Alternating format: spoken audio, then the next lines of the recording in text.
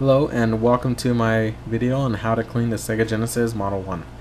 First off, when I got this console, it looked like somebody had spilled soda all over this area here, and it was really nasty here. So what I did is I grabbed my brush that I got at the dollar store for $1, so you can just pick up any brush you like. I got some denatured alcohol, so let's pretend there's some denatured alcohol here. I got it at Home Depot. I'll give you guys a link at the bottom and show you what can I got. Do not use rubbing alcohol. I repeat, do not use rubbing alcohol. It will leave corrosion and damage your chips and everything else. So let's use denatured alcohol, dip it in there, scrubbed it all the way around 2-3 times. I tilt my motherboard over so I could let it run, wiped it off at the edge here, and then I scrubbed it one more time. Dried it up with a can of air, then let it sit there about half an hour. If you don't have a can of air, make sure you let it sit there for an hour or 2 hours. If you want to be on the safe side, 3 or 4 hours. Another thing you can do to clean the slot here is to use a credit card, rewards card. I'm using a Fry's VIP card, and some sandpaper.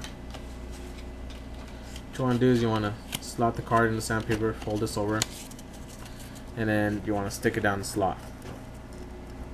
Stick it down this side, and then one on the side.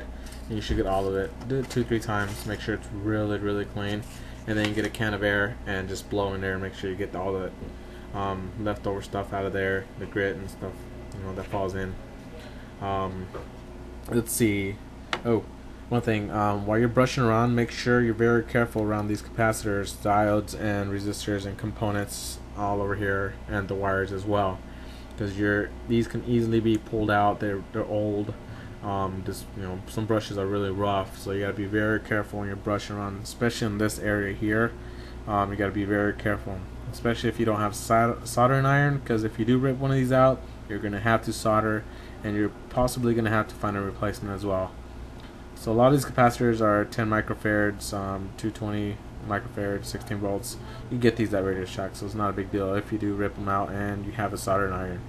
But try not to. Be very careful with all the components here as you're wiping down. That's pretty much it for this tutorial, for this video.